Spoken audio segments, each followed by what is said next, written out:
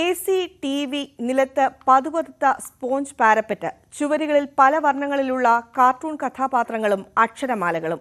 മലപ്പുറം നഗരസഭയിലെ അംഗനവാടിയിലെ സൗകര്യങ്ങളാണ് പറയുന്നത്. ഒന്നും രണ്ടുമല്ല, 64 അംഗനവാടികളാണ് മലപ്പുറം നഗരസഭ ഇത്തരത്തിൽ സ്മാർട്ടും ടെക്കുമാക്കി മാറ്റുന്നത്.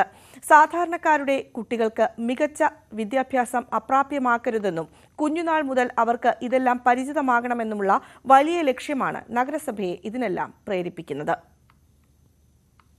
നഗരസഭയിലെ എല്ലാ അംഗനവാടികളും AC ഉൾപ്പെടെയുള്ള സൗകര്യങ്ങൾ, സംവിധാനങ്ങൾ ഒരുക്കി ആധുനികവൽക്കരിക്കുകയാണ് മലപ്പുറം നഗരസഭ.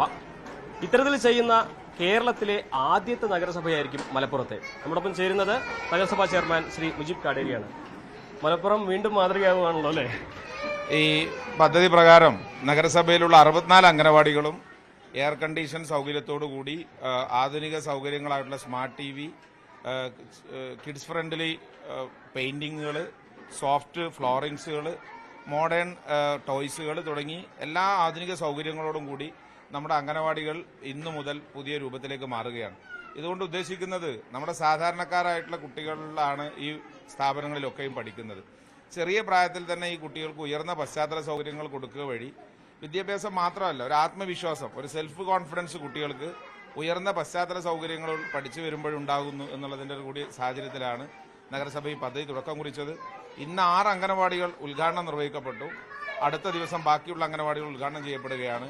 എല്ലാ അംഗനവാടികളും, സ്വന്തമായി കെട്ടിടമുള്ളതും വാടകയ്ക്ക് പ്രവർത്തിക്കുന്ന ഉൾപ്പെടെയുള്ള എല്ലാ അംഗനവാടികളെയും ഇന്റീരിയർ മുഴുവനായും കുട്ടികൾക്കുള്ള കിഡ്സ് ഫ്രണ്ട്ലി പെയിന്റിങ്ങുകൾ, പുറംഭാഗം ഒരു ട്രെയിനിന്റെ കോച്ചിനെ, അതായത് കുട്ടികൾക്ക് ആകർഷകമായ ഇഷ്ടപ്പെട്ട ഇടമാക്കി മാറ്റുന്നതിനുള്ള ഒരു സൈക്കോളജിക്കൽ അപ്രോച്ചാണ് യഥാർത്ഥത്തിൽ നഗരസഭ ഇത്തരത്തിലുള്ള ഒരു പദ്ധതി കൊണ്ട് വിഭാവനം ചെയ്യുന്നത്. സാധാരണ അംഗൻവാടി എന്നൊക്കെ പറഞ്ഞ എല്ലാവരും മനസ്സിലുള്ളത് ഒരു കുടിസായ സ്ഥലം, അവിടെ കുറച്ച് കളിപ്പാടങ്ങൾ മാത്രം. ആ ഒരു കൺസെപ്റ്റ് വലിയൊരു പൊളിച്ചെഴുത്താണല്ലോ അതിൽ. 1.5 കോടി രൂപയാണ് നഗരസഭ ഇതിനു വേണ്ടി ചെലവഴിക്കുന്നത്. ഇതുകൊണ്ട് ഉദ്ദേശിക്കുന്നത് സാധാരണ നേരത്തെ പറഞ്ഞ പോലെ അംഗനവാടികൾ പ്രയോറിറ്റിയിൽ വരാറില്ല. കാരണം പ്രധാനപ്പെട്ട റോഡ്, മറ്റ് സംവിധാനങ്ങൾക്ക് നീക്കി വെച്ചാൽ പിന്നെ പണം തികയാതെ വരും. നഗരസഭ അതിന് പകരം കണ്ടൊരു സമീപനം ഏറ്റവും ഉയർന്ന തുക നൽകിയത് അംഗനവാടികൾക്കാണ്. ഈ വർഷം ഇത് പൂർത്തിയാകുന്നതോടുകൂടി മറ്റ് പശ്ചാത്തല സൗകര്യങ്ങൾക്ക് മറ്റു മേഖലകളിൽ നിന്ന് പണം കണ്ടെത്തി നഗരസഭയുടെ വിഹിതവും കേന്ദ്ര സർക്കാരിൽ നിന്ന് ലഭിച്ച ഒരു പദ്ധതി ഉൾപ്പെടുത്തിയാണ് ഇത്ര വലിയ തുകക്കുള്ള പദ്ധതി നഗരസഭ നടപ്പിലാക്കിയത്. 1.5 കോടി രൂപ മൊത്തം വരുന്ന അംഗനവാടിക്ക് ഓരോ അംഗനവാടിയുടെയും അതിന്റെ വ്യാപ്തി അനുസരിച്ച് കൂടിയും കുറഞ്ഞു 2 ലക്ഷം മുതൽ മുകളിലേക്ക് ഇതിന്റെ പശ്ചാത്തല സൗകര്യങ്ങൾക്ക് ഓരോ അംഗനവാടിക്കും വേണ്ടി നിലവിൽ നഗരസഭ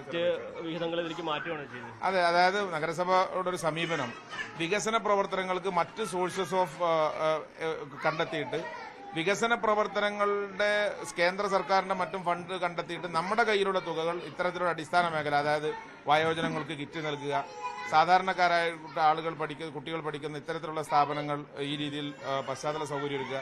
ഇനി മറ്റൊരു പദ്ധതി കൂടി നഗരസഭയിലെ മുഴുവൻ ഗവൺമെന്റ് LP UP സ്കൂളുകളും എയർ കണ്ടീഷൻ സൗകര്യത്തോടു കൂടി പൂർത്തീകരിക്കുകയാണ്. അതിന്റെ പദ്ധതികൾ നടപ്പിലാക്കി തുടങ്ങി. ആദ്യ ഘട്ടത്തിലുള്ള ഗവൺമെന്റ് LP സ്കൂളിന്റെ എയർ കണ്ടീഷനിങ് പ്രോജക്ട് ഈ മാസത്തോടു കൂടി പൂർത്തിയാവുകയാണ്. എങ്ങനെയാണ് ഇതിനുള്ള സ്വീകാര്യത? എങ്ങനെയുണ്ട്? ജനങ്ങൾ നിങ്ങൾക്കറിയാം, ഓരോ സ്ഥലത്തും തിങ്ങിക്കൂടുന്ന അമ്മമാരുടെയും കുട്ടികളുടെയും ഒരു ഉത്സാഹവും ആവേശവും ഒക്കെ ജനങ്ങൾ എത്രമാത്രം ഹൃദയത്തിലേറ്റുന്നു എന്നുള്ളതിന് തെളിവാണ്.